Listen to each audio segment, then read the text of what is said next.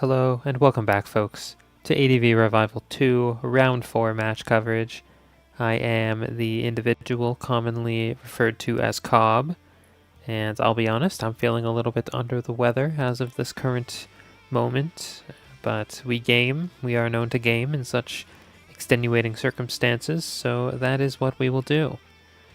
Here we have a set featuring on the left, actually, Yatagarasu, who I recognize as a fellow Guilty Gear striver, a very strong Elfelt player. I've enjoyed watching their gameplay when I have seen it around in tournaments and such.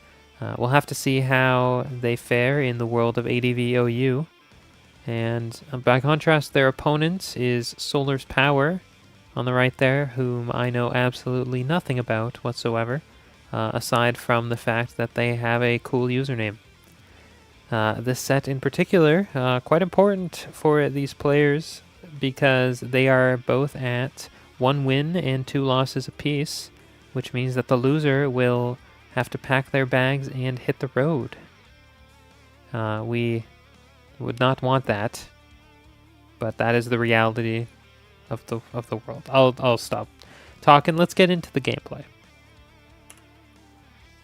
We'll see a Salamence lead from Yada, with Solar's Power bringing the Zapdos, which can click Thunder Wave. It can click Thunderbolt, which will do some pretty nice damage to Salamence. In the lead slot, you do often see Mixed Ments, which cannot really threaten Zapdos that hard, especially compared to a more physically inclined Salamence with Rock Slide, which absolutely can do the job. Especially with a Choice Band, which would start looking at potential Oko ranges on the Zapdos. So we'll have to see how this plays out. We'll see the exit into Suicune to take the Rock Slide, taking very little from the Rock Slide at that.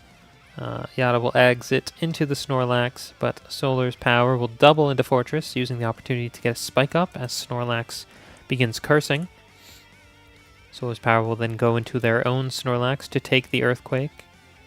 But the return is not going to do enough, and this is counter Snorlax. We are gaming, folks. That will absolutely dispose of Yada's Snorlax. Crisis averted.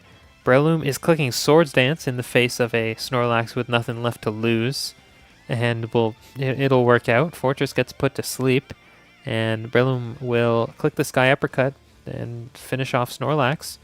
Zapdos in now, just clicking Drill Peck. That will definitely one-shot Breloom, that 4 times weakness. See Aerodactyl come in clicking Earthquake in that situation, actually. But Fortress still takes that on the chin pretty well, or whatever chin equivalent the basketball has there. But Salamence does come in, though, and Hidden Power Flying, I imagine, is still not doing that much to Suicune. But Metagross will be the one to take the Ice Beam. Nicely scouted. Perhaps an expectation, but Metagross will Agility up on the Fortress, who is still snoozing. And the Earthquake, though, is still doing very little. Finally waking up, just going to explode on the Metagross, get some chip damage on it. But Metagross is just going to choose to explode on the Kingdra, having none of that at all. Rain is not in the forecast today. Aerodactyl will crit the Double Edge. That's going to do significant damage to Suicune, especially because it survives the Surf, which means that the next Double Edge will take the KO. Heracross is in, clicks Swords Dance on the Double Edge, and is going to endure the follow-up to proc the Salic Berry. This is looking a little scary now. That is quite the big bug. Houndoom is the last, not a Tyranitar, so Sand will not finish off the Beetle. And that'll just be a reversal. I think could have played that out a little bit differently. Okay, never mind. Salamence will survive the reversal after just 1 Intimidate. You could have gone for a second, but wow, yeah, the Rock Slide finisher there from Salamence, which is decidedly Choice Band, one-shotting Zapdos in the end, but yeah, that could have been a bring in the Salamence, get the Intimidate off, switch to Houndoom, sack Houndoom to the reversal, get Salamence in for a second Intimidate on the Heracross, but clearly the calculator is functioning for Yada as Salamence survives and is able to clean up the game with the Rock Slides on the Choice Band. Well done. That was an exciting game, I'll be honest. The counter Snorlax was welcome. I enjoyed it. Let us move on. We'll see a Machamp lead from Yada as Solar's Power leads with the Dugtrio. Machamp, the MO obviously is to click the fighting moves. You threaten Tyranitar very hard, usually packing Rock Slide with the Choice Band to hit the Salamances and Zapdoses of the world. Dugtrio lead, on the other hand, seeing some popularity recently in no small part thanks to ABR. Defensive teams really enjoy its function of sniping a lot of frailer offensive leads before they can wreak havoc, nipping those in the bud, so to speak. But I do not think that Machamp falls into that category exactly, so I imagine we will see Dugtrio leave here. Indeed, Suicune will switch in to the Cross Chop, taking just under half. But just going to surf the guy for some damage, but I mean the follow-up Cross Chop is going to bring Suicune very low. Forgive me, folks, Shedinja has hit the field on turn 3. I have mixed feelings about this. Houndoom comes in to try to Pursuit Trap it, but that's a double to Dugtrio to dispose of the Houndoom. And, I mean, Shedinja comes in and walls the freaking Starmie.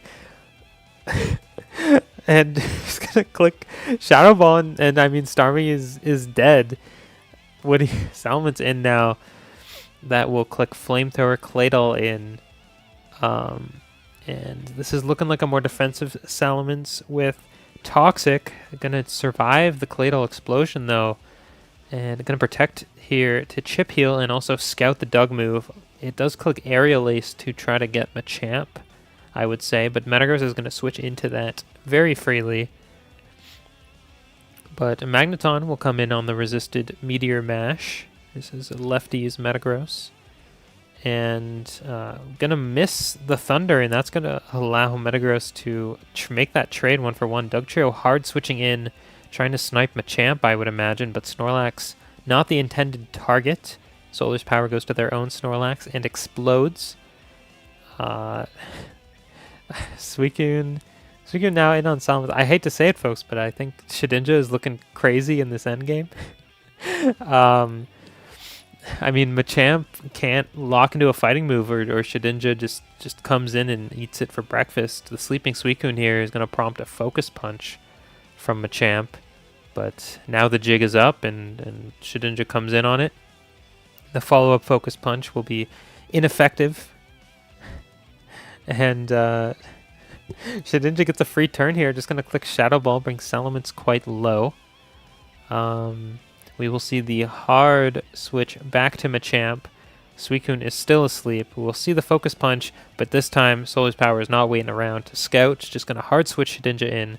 Machamp, I think, had to hard commit there to the Rock Slide, and now Shedinja finishes off Salamence with Shadow Ball, which means that Machamp has to lock into Rock Slide to kill Shedinja, which can't break Suicune.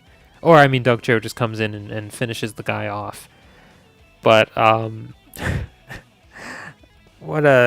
can't believe we just witnessed the Shedinja endgame value.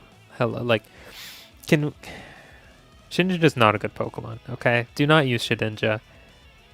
Especially not when you're down a round in your knockout match in the tournament. Like Solar's Power put their tournament run in the hands of this Shedinja team. What is this? I'm so confused, but so impressed, because it was genuinely well maneuvered. The Dugtrio getting rid of Houndoom so early on. There's, I mean, some matchup luck there. No sand and no spikes from Yada. And, I mean, can we upload this video in good conscience? Is there some poor schmuck watching this that's going to hop on ladder and load up Shedinja? Do not do that, folks. Do not try this at home. Solar's Power is simply a gamer beyond our wildest imaginations. You could never be them. I'm sorry to say it. Either way, there's a game 3 afoot. We we should get into that and try to forget what we've seen here today in this game too. What have we got? I'll be honest, folks, that'll be a tough act to follow, but let's see what we've got on our hands in Game 3. It'll be a Metagross lead from Yada as Solar's Power brings back the Zapdos.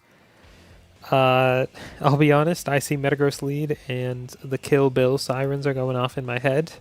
I have nightmares about Choice Band Metagross lead. I mean, threatening Choice Band here at least.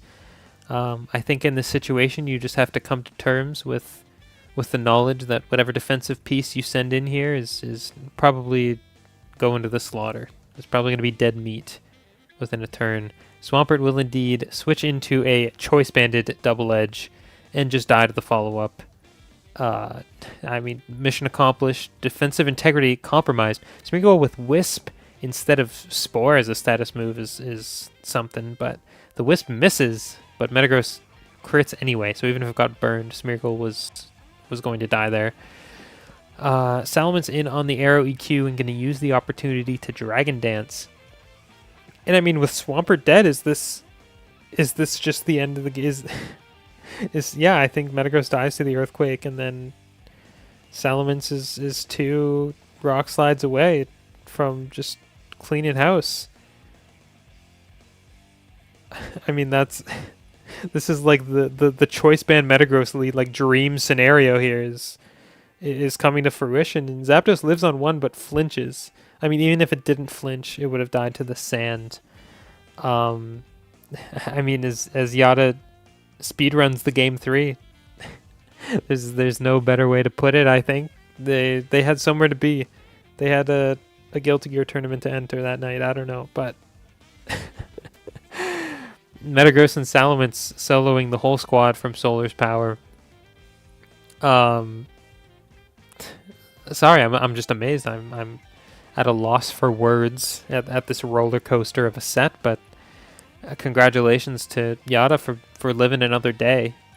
Gonna move on to round 5 as we unfortunately say farewell to Solar's Power, the absolute gamer. I mean, one with the tournament run on the line with the Shedinja team. Nobody can take that away from them. That's something. Do not try that at home, though. I mean it. And, well, that's all she wrote. Thank you for joining me for this magical experience, this once-in-a-lifetime spectacle. It's been a crazy one. This is Cobb signing off for now until the next video, but of course, if you want to stay in the loop with all of the crazy gaming that has yet to unfold in this tournament, including but not limited to Shedinja. I mean, hopefully no more Shedinja if all is right with the world, but who can say? We live in crazy times. Anyway, keep up with the tournament. Subscribing to the channel is the best way to do it. Helps the channel out, and of course is quite convenient for you as well, if that is something you want to see. Anyway, y'all are the best. Farewell for now.